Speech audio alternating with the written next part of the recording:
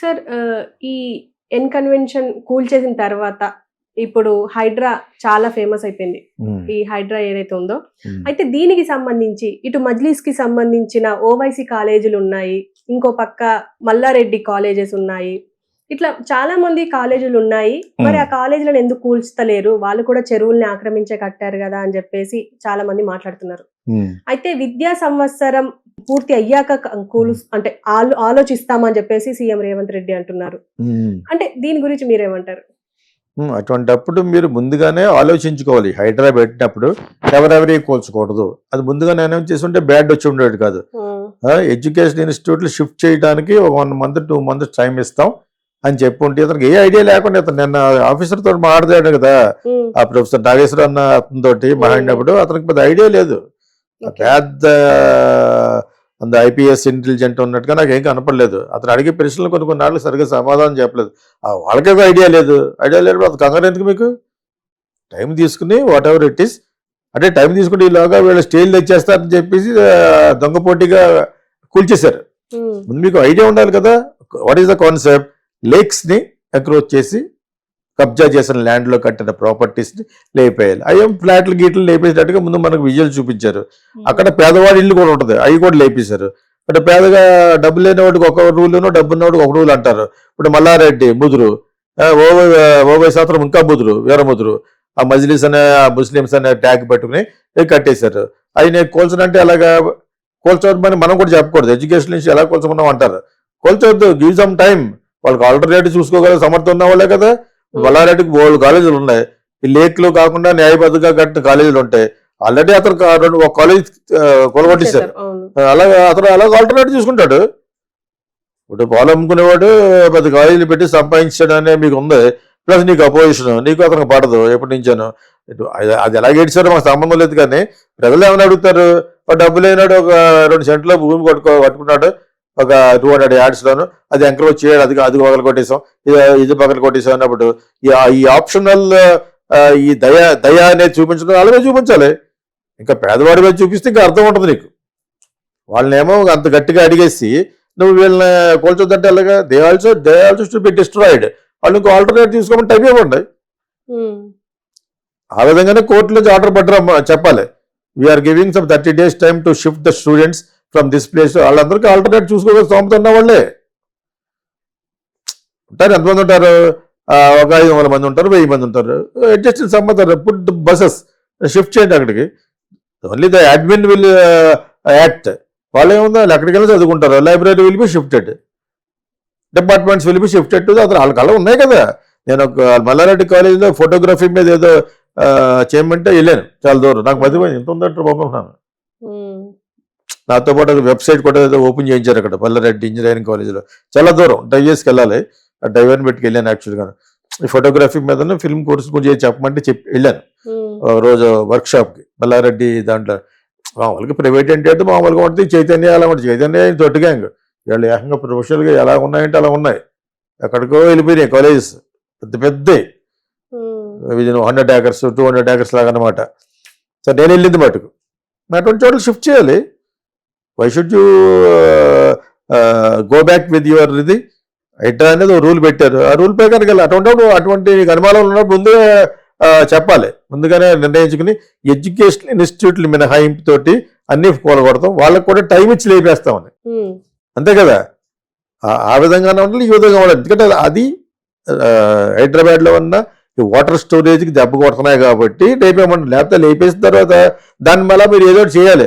అలా వదిలేస్తే ఎవడన్నా బయట నుంచి వచ్చినోడికి దరిద్రంగా కనపడుతుంది. ఇందానే చెప్తున్నాను, you must reconstruct something which is going to do useful for మన దానికి. యాక్చువల్గా వాళ్ళకి టైం ఇచ్చి లేపి మనం గవర్నమెంట్కి స్పెషల్గా సజెస్ట్ ఇచ్చేది ఏంటంటే అక్కడ ఏదో ఒకటి చేయాలి. మీరు మళ్ళీ వాటర్ వచ్చేదో ఏమి దేని గురించి అయితే మీరు కట్ చేస్తున్నారో అది వచ్చేటట్టు ఏమైనా చేయాలంటున్నాను. లేకపోతే సిటీ పాడైపోద్ది. అనవసరంగా మీరు సిటీ కలుపుకున్నారు ఈ పాయింట్. మరి అంతకుముందు ఏం చేసి ఉంటారంటే you should have taken the market price. Even unconvention కూడా మార్కెట్ ప్రైస్ ప్రకారం 500 కోట్లు కట్టమంటే కట్టడం. మీకు అర్థమైందా? వాళ్ళు లేపకుండా పోనీ మీరు ఏం చేయకపోతే అవద్ది.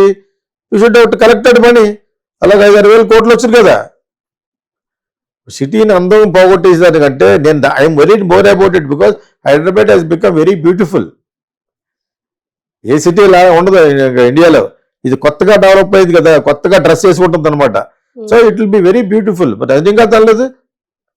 నువ్వు కూడా ఈ పక్కన ఐకియా పక్కన వస్తుంటే it be like better than New York. So అటువంటి సిటీని నువ్వు అందవికారం చేస్తున్నట్టుగా నాకు అనిపిస్తుంది. బిగినింగ్ లోనే చెప్పాలి మార్కెట్ ప్రైస్ ఎంత ఉంటుంది, 3.5 ఎకరాలు కలిసి ఇట్ విల్ బి 500 crores. నువ్వు ఇంతవరకు సంపాదించుకుంటే ఎంత ఉంది, అన్ని కలిసి 700 కోట్లు కట్టాను నాకు అంటే కట్టేసినేమో.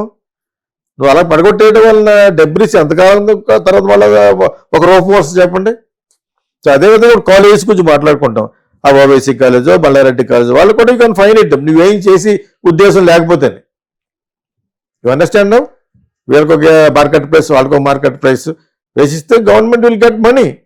జనరల్గా అలాగే ఉంటుంది ఎక్కడన్నాను. జరిగిపోయింది మెరక చేసి కట్టేశారు. దాన్ని మళ్ళా పల్లం చేసి దీన్ని ఒక వ్యవసాయదారుడికి చెప్పాలంటే దాన్ని మళ్ళీ లేట్ చేయాలంటే it will take long time.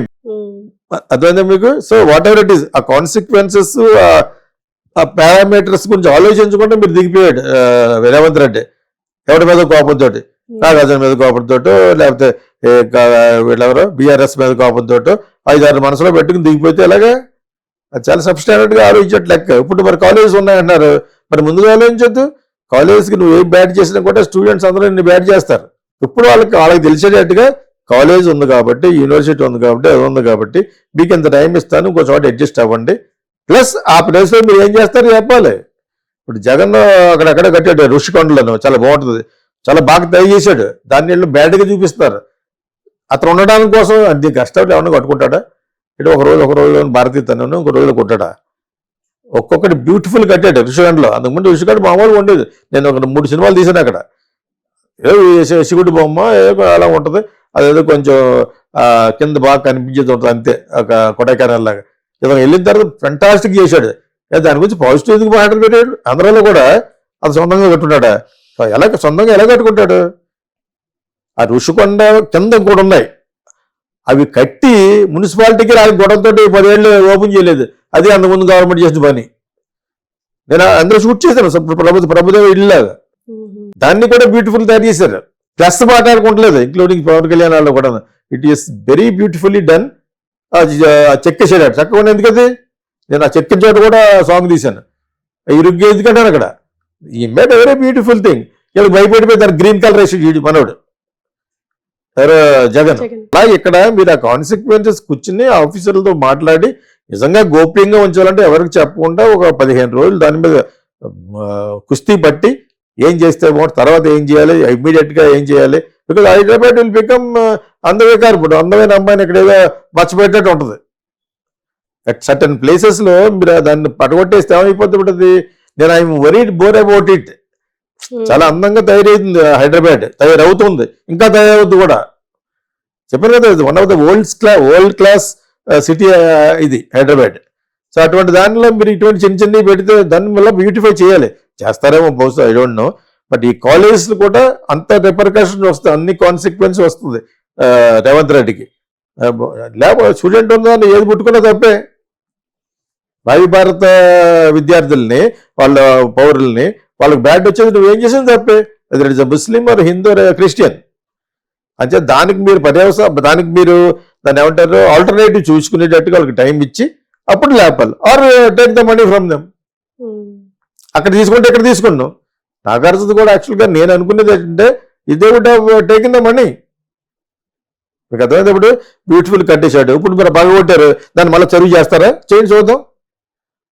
Let me see. నేను ఎక్కడ నాకు మా ఇంటికి పక్కనే, I can go and see that. నిజంగా మీరు అంత చేస్తేనే.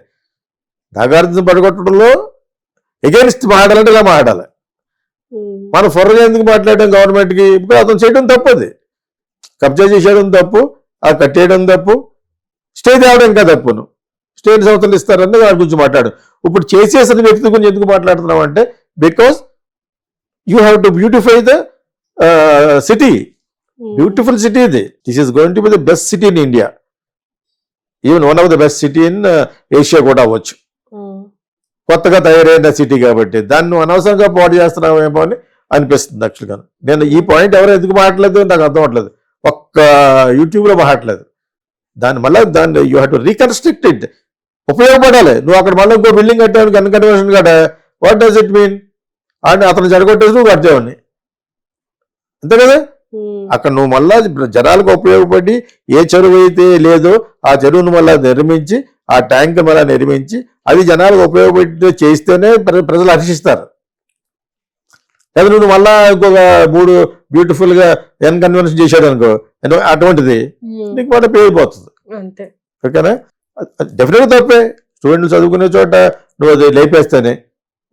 ఓకే, దానికి కూడా ఆల్టర్నేటివ్ టైమే ఉండాలి వాళ్ళకి. వారు కొన్ని డబ్బులు తీసుకోండి ఎడ్యుకేషన్ కాబట్టి. మార్కెట్ వాల్యూ ఎంత ఉంటుంది అప్పుడు? ఇప్పుడు మల్లారెడ్డి కాలేజ్, ఒక్కొక్క కాలేజీ మార్కెట్ వాల్యూ పెడితే ఎక్కడికో పోతుంది, మళ్ళీ పాలు అమ్ముకోవాలి అతను. Okay sir, thank you.